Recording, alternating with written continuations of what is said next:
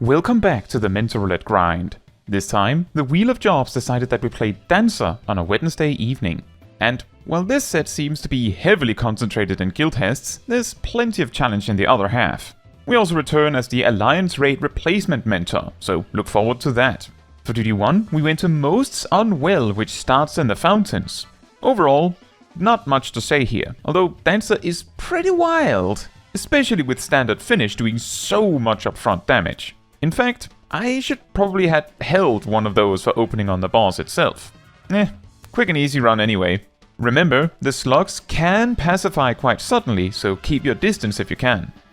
For Duty 2, we went to P1N, Erichthonios. Oh, I actually remembered that right. Excellent. Aoki Tomato from last week's Sephiroth streams is here, and Erin from the previous duty is too, and turns out they also knew me. Hello. An interesting little detail about this duty is that during Endwalker, there was a Mhach Tome event where this duty gave Mhach Tomes, and it was actually one of the best ways to farm the Mhach Tomes. With 7 DPS and a tank, you could typically clear the fight in like 3 minutes, if not faster.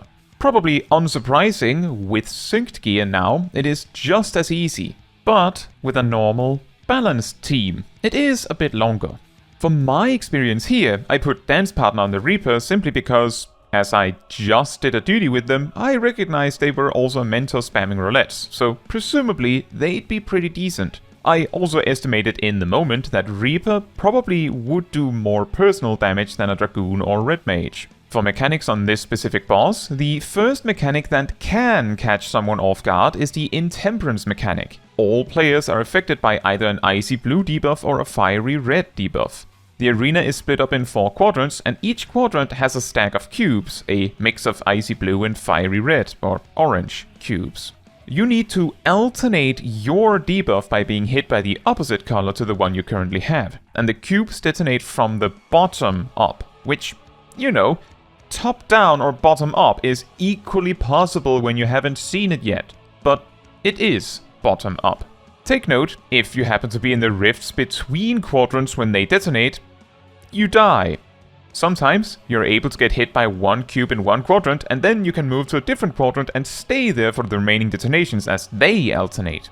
Later in the fight, Erichthonios will use his half-room cleave shortly after this mechanic finishes, but note, after it finishes, so you should be safe to ignore his cleave until this mechanic is over. The other mechanic that can cause issues for some players are the Ether Chains mechanics in the Shining Cells phase. The main thing that causes problems is absolutely not the Ether Chains, but rather when Erichthonios combines this with a half-room cleave. Simply start by taking note of what part of the room the boss will cleave, and then find a safe pizza slice in the safe half. That's it. For Duty 3, we were a 1-minute replacement in Tower at Paradigm's Breach, and I was late for the first boss, so if you ever want to see how this fight looks from a commentator's booth, here you go. Let's give a quick overview. Alliance C is 1 DPS down, that's me, and Alliance A is missing, whoops, both of its healers. But hey, they have a Red Mage, and that Red Mage is Akira from the Obon Monastery last week. The healers from the other groups mentioned they did help after the fight. So, here we go. Cleave through the middle, the raid parts like the seas, and then come back into the middle. A little after, we have the proximity AoEs that spawn the cube walls, and this is why it is important you move as far away as you can from those AoEs. A tip for this knockback is that later in the fight, the second knockback overlaps with a line AoE either through the middle or the side, so aiming the first knockback to a more central position so you can reach a more convenient cube may be preferable. Just take note that some healers may feel inclined to rescue you, so be careful. I gotta say, the mechanics that require you to step out of the center all look so concerning, with 2B just standing there, tanking it like a chump. A bit later, we have the second set of proximity AoEs. In this case, taking the first knockback at the front of the arena seems safe enough, as there are 2 front cubes that can be used to dodge either AoE. And this is when Alliance A finally gets their healers, that gets to watch this with me. But this is also only shortly before the fight finishes. I just want to mention that the other dancer in my group may very likely have partnered with the DPS that I replaced, which would explain why they didn't realize they weren't partnered with anyone for so long. They eventually did realize this later in the duty. Speaking of later, a weird observation I made is that during the hacking intermission on the red girl, the liminal fire attack can actually produce esprit for the dancer, if the dance partner is using it. You can see this both by the way my esprit gauge increases while we're in here, but also because the animation happens here. Aside from that, the duty went just fine. For duty 4, we went to Shiva Extreme, and unfortunately, this was one of the most frustrating extremes I've ever been a part of in Mentor Roulette. Somehow, it sometimes felt like our tanks weren't entirely sure how the fight worked at all, despite me having explained it a few times. One of them also seemed to wear chaotic gear. I've talked about this concept before in my video about how doing something hard doesn't mean you know everything. Link in the description. But it does suggest they're skilled enough to beat the Chaotic Alliance raid, so it was a bit surprising that it felt like this was difficult. At the same time, one of the healers effectively hid in a corner of the arena, spamming heals until they were completely out of MP, consistently. We tried to teach them to relax a bit. I went over the strategy of the fight. Xerox also helped with this here and there. We went over mechanics multiple times. Yet, it felt like things just didn't stick. I asked if there were any questions between pulls in case anything required clarification, and didn't get any response at all.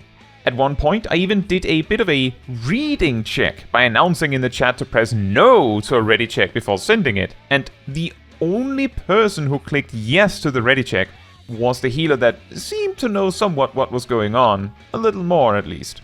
So everyone, or mostly everyone, was reading the chat, it seemed. Now, just because something was explained doesn't mean that it is suddenly meant to be trivial. Not at all. Just because we tell a Sprout healer to cast less healing doesn't mean they feel less stressed by the danger of the situation in the fight. It feels strangely common with this specific fight though, that Sprout healers will cast heals randomly because they might have no clue where all the damage is coming from. But it would have at least felt less frustrating if at least someone had said, "Nah, it's okay, I got it, I'm just having difficulty actually doing the thing." But the complete silence was what made things feel like people just didn't care. Now, with that summary, for our first pull, we wipe in phase 2 to the healers getting sniped by the circle AoEs here. For the second pull, we gradually wipe out long after a point where Shiva wouldn't normally be dead. We see whiteout followed by the knockback. Part of what happened in this pull was also that one of our healers dumped their entire MP bar so fast they rarely had MP for things. They had to save up for a raise and so on. For the third pull, our healers get snuffed out by AoEs while lacking the MP to recover once again. At the very end, I even try to kite Shiva to do as much damage as I can, even though I realize I probably can't do 6% of her HP alone in that situation. For the fourth pull, we pretty much have nearly the entire raid instantly die to slipping and sliding to their deaths. It is at this point I send the reading check, and also confront one of our healers about their MP spending. And then, for the fifth pull, we start with a sword stack, which Zalhi does get just right. We then have the circle AoEs and the spread markers, which also go well enough. This leads into the add phase. Another stack cleave from the sword is handled well enough. Our Narnia mage has dropped below half MP by now. Zalhi just barely gets hit by the Glacier Bash and gets stunned. Phase 2 begins, and our Narnia healer activates Presence of Mind and spams Medica 2 for some reason. Staff appears and we dodge the AoEs reasonably well so no one dies. We then take some raid wides. Here, it would be nice with a Medica 2 cast. Just one. Then, the so-called Shiva circles appear, followed by the slippery ice, freezing one of our healers in a position where they're going to die from the bow being pulled anyway. But along with them goes one of our DPS, and the other healer, so now this has turned into a DPS race. The Dark Knight with 3 Vuln stacks goes down in 3 shots. The Gunbreaker takes significantly more hits, but is a moment too late with the knockback immunity and gets frozen. Rather than waste precious time saving them, we determine that the Gunbreaker can probably tank just as well while frozen. Xerox sends the limit break, and we rush down Shiva before she can end us. Both Xerox and I stay for a bit to offer some advice for our Narnia healer, but they instead decide to say nothing and leave. Fair enough. That's their choice, of course.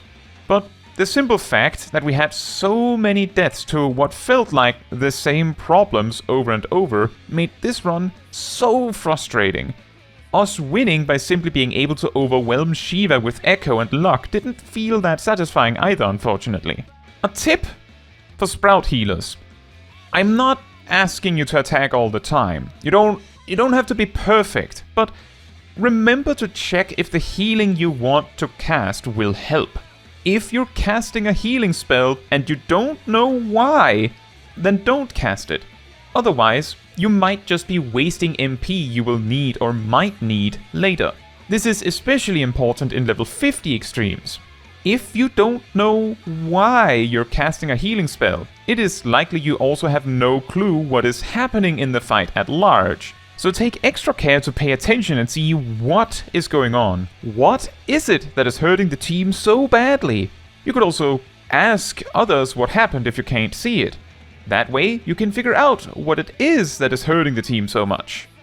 For Duty 5, we went to Adventurer, working part-time. And here, Dancer could actually be a bit dangerous, considering how much damage they can do in an instant with standard finish. This didn't really turn out to be a problem though, and we quickly wrapped it up. For Duty 6, we went to Heroic Movie Night, and for a moment, I was worried the healer had to enter the spooky, scary circle for the duty to continue. They seemed quite frightened, but we made it through. For Duty 7, we were a 17-minute replacement in Weaving City of Mhach. And what is it exactly with this duty and people leaving recently? Turned out Togosh from Alliance C and Elena from B knew me. Hello! Something particularly hilarious that happened during the Ozma fight was that both of our Alliance healers died in the first phase, the intermission happened and their corpses were brought along. As no one rested them, we had to continue on without them. And leaving the intermission, turned out the corpses were left behind. According to the other healers in the whole raid, several of them went out on a journey around the entire arena in search for them, and of course didn't find them as they were still stuck in the intermission room until like super late. Eventually, we got a healer from one of the other alliances to help us out. However, as the fight raged on, eventually the corpses came out, and I'd wager almost everyone in the entire raid died once or twice each, leading to the fight going so long that several mechanics that we normally don't see anymore played out. It got so down to the wire that we finished the fight with some limit breaks as the team was falling apart. As we continue on, this entire raid demonstrates that we all know exactly how to generate suspense. For a large part of the Caliphistry fight, everything is going swimmingly. But at about 30%, a lot of us mess up penetration, which is effectively a gaze mechanic with no marker, leading to about half of the entire raid going down in an instant. As we try to recover, the chaos of the fight itself gets players here and there, due to the way it seems its entire thing is to distract you from what really matters. As the boss hits 15%, only 10 players are alive. And barely.